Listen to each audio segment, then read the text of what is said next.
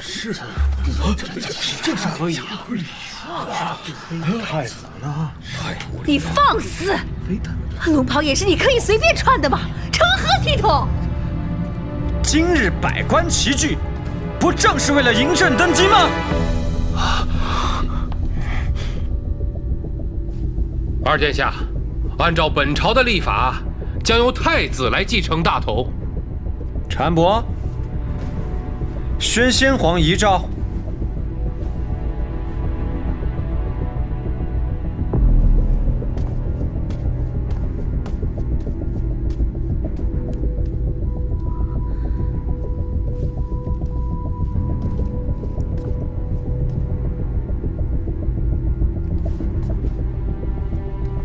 先帝遗诏。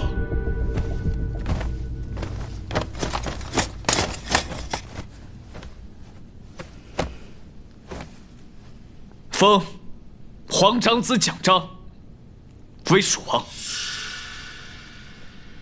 附属地二皇子蒋洛克成大统，即皇帝位。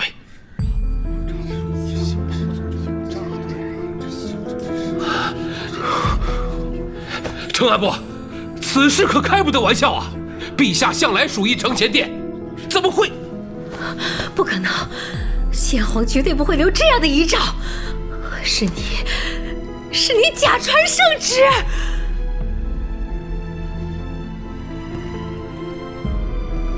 臣不敢。来人，送太后回宫休息。是。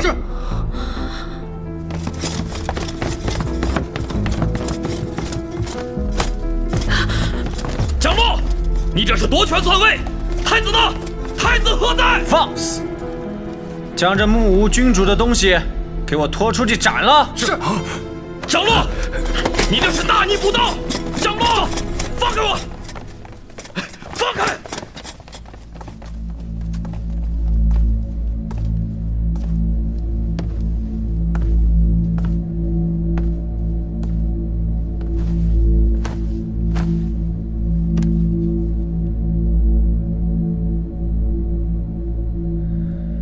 传朕旨意，即日起封谢崇景为左相，石崇海官复原职。